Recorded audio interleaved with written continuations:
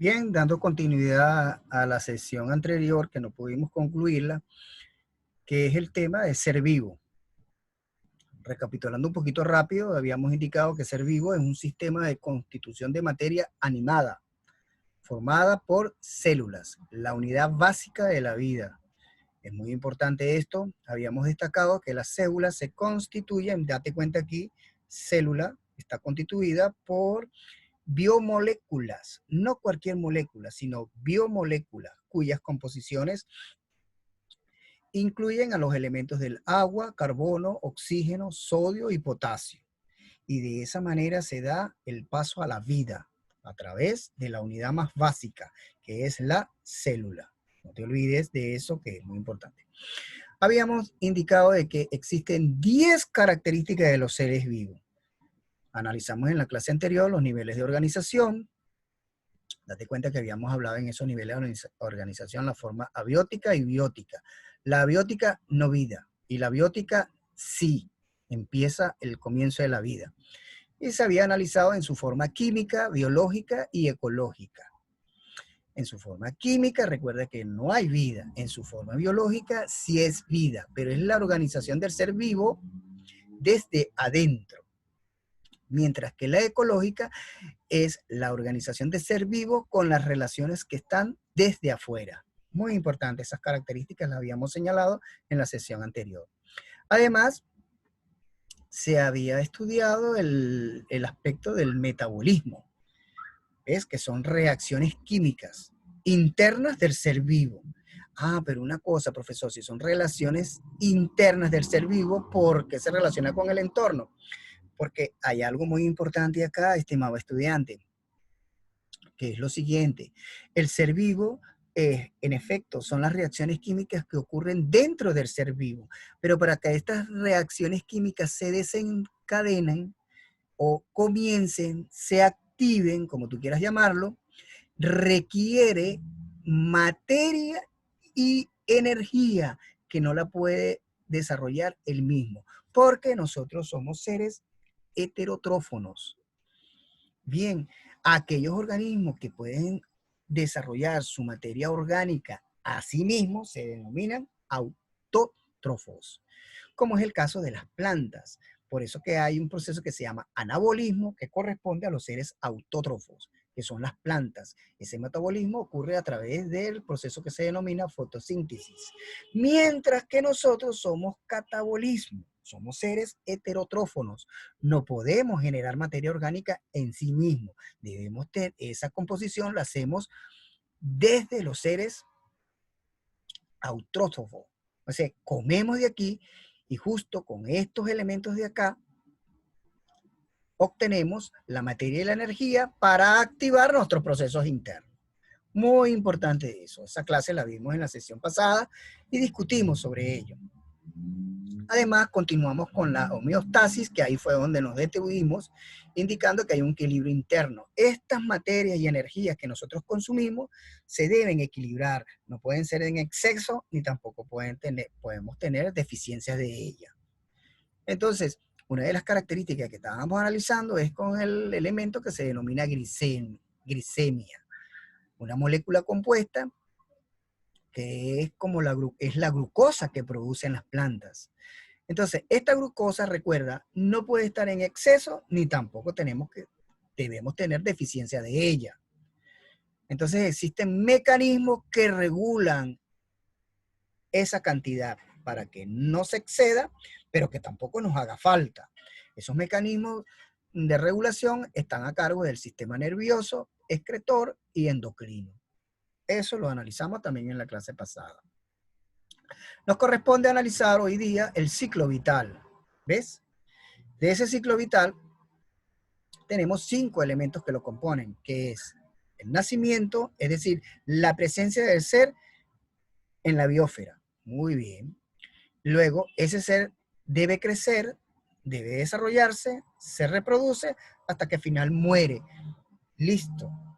Ese es el testimonio final de su existencia. Ahora bien, aparte de que nace, empieza un proceso de crecimiento. ¿A qué le vamos a llamar ese proceso de crecimiento?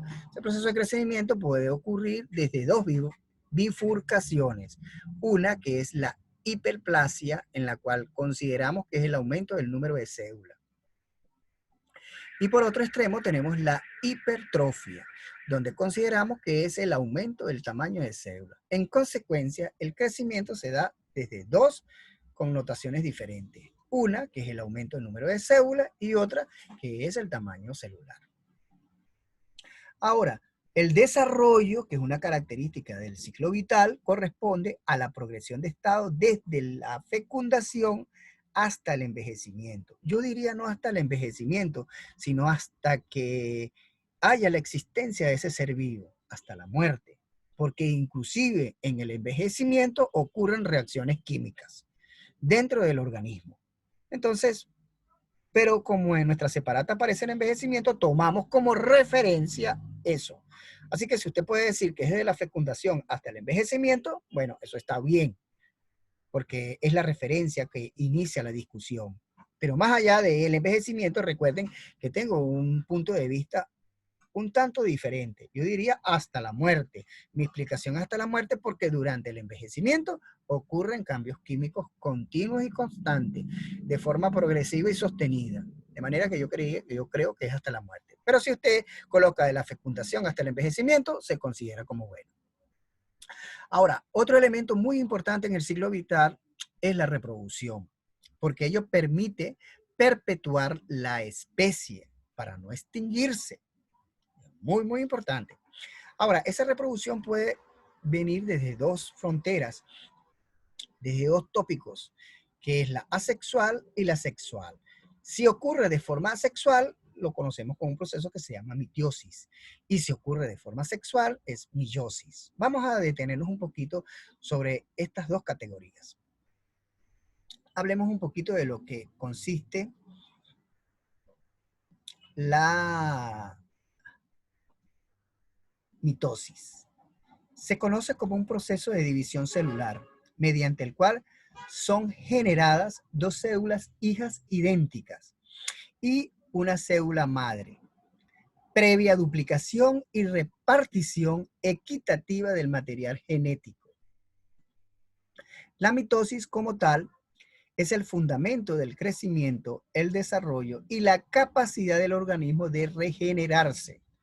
Son fundamentalmente para reproducción sexual, asexual, perdón. Son fundamental para la reproducción asexual, lo que significa que las nuevas células que producen tienen material genético idéntico. Por otro lado, en la meiosis es un proceso de división celular a través del cual, a partir de una célula diploide, se producen 4 células haploides. Las células haploides son aquellas que contienen un solo juego de cromosomas. Los gametos o las células sexuales, es decir, los óvulos y los espermatozoides, son células haploides. Así pues, el objetivo de la meiosis es generar células sexuales. La meiosis, junto con la fecundación, es la base de la reproducción sexual y la variabilidad genética dentro de las poblaciones. Y en consecuencia es también la responsable de la capacidad de las especies para evolucionar. Este es un cuadro distintivo entre lo que es una mitosis y una meiosis. Las mitosis ocurren en las células somáticas, en nuestro cabello, en nuestra piel. Esas son células somáticas. Mientras que la meiosis son células sexuales. Están presentes en el espermatozoide y en el ovario. Date cuenta de eso. Ahora, otra cosa muy diferente que ocurre, que está diferente en estos cuadros, es para que lo entiendas. La mitosis corresponde, como te había dicho anteriormente, mira, aquí lo tenemos, el fundamento del crecimiento, el desarrollo y la capacidad del organismo de regenerarse. Es decir, tu crecimiento de pelo, tu crecimiento de uña, la manera cuando te vas creciendo y desarrollando todos tus órganos, eso se ocurre a través de un cambio de mitosis. Si llegas a sufrir algún accidente, que te cortas un poquito y entonces se te regenera tu situación, eso corresponde al caso de mitosis. De manera que mitosis es una réplica idéntica de la célula. Es como quien dice una clonación de ella misma. Para que tú te desarrolles y crezcas y además te permita regenerar cuando ocurren accidentes. Ese es el caso de la mitosis. Mientras que en el caso de la meiosis, bueno, otra cosa muy importante, si tú estás creciendo y desarrollándose, no hay variabilidad del contenido genético. No hay variabilidad. Lo que hay es una continuidad progresiva de ese contenido. Pero en el caso de la meiosis, no. En el caso de la meiosis es la reproducción total de dos personas totalmente diferentes. Es cuando se unen tu papá y tu mamá y te forman a ti. Bueno, ese es una variabilidad genética. Tú eres una persona diferente a los dos que te han generado, que son tus progenitores. Entonces, la mitosis, en grandes rasgos, es para las células asexuales, somáticas, y no hay variabilidad genética, porque consiste en que tú crezcas, te desarrollas y en el caso de que ocurran accidentes, te regeneres. Mientras que la meiosis sí es la responsable de la reproducción de otras especies, pero no de otras especies, sino la reproducción de la especie con características genéticas diferentes. Eso es. Aclarado eso, bueno, ya tenemos que estas son las responsables, no te olvides, de tu crecimiento, desarrollo y en el caso de que ocurran accidentes, bueno, te regeneras. Mientras que la sexual es para perpetuar la especie con características genéticas diferentes a los progenitores, a quienes fueron creados. Y finalmente, la muerte es el punto final del ser vivo. Bueno, hasta ahí ocurren los cambios químicos, biológicos y ecológicos. Ya no hay más cambio, ya no hay más relación. Muy importante, ciclo vital. No te olvides entonces. Hay otro punto importante que pasa con las relaciones. Es las relaciones que tienen el ser vivo, fíjate tú, relación. Capacidad de respuesta de un ser vivo frente a un estímulo del entorno. Las células tienen esa capacidad. Ante un estímulo, ellos responden. ¿Pero por qué responden? Porque tienen sensibilidad, que es la capacidad de respuesta de captar estos estímulos externos. Date cuenta, eso. La relación es la capacidad de respuesta, mientras que la sensibilidad es la capacidad de yo poder captar los estímulos. Y ante esos estímulos, respondo. Y la irritabilidad, capacidad de las células ante los estímulos externos. Muy, muy bien. Entonces, o sea, estos tres conceptos están sumamente relacionados. Mira, relación, sensibilidad y irritabilidad. Están los tres estrechamente relacionados con la capacidad de yo percibir estímulos, dar respuesta y relacionarme con ellos. Ahora, todo eso lleva un movimiento, un cambio de posición. Todo eso. Las células, aunque las plantas, aunque tú veas que no se mueven, pero microscópicamente existen movimientos de células. Esas alteraciones y esos movimientos de células están allí. La evolución, bueno, es como quien dice, voy creciendo, me voy desarrollando y de esa manera marca el paso de la evolución. Para finalmente venir procesos de adaptación. Generalmente, cuando nos relacionamos con el ambiente inerte, las cosas no están dadas como uno quiere. Sin embargo, tenemos esa capacidad de adaptarnos. Bien, de ir buscando elementos que nos permitan vivir en un ambiente. De esa manera, concluimos las 10 características del ser vivo. Vamos a repetirlas. Niveles de organización, 1. Metabolismo, 2. Homeostasis, 3. Ciclo vital, 4. Relación, 5. Sensibilidad, 6. Irritabilidad, 7. Movimiento, 8. Evolución, 9. Y adaptación, 10. características que definen el ser vivo.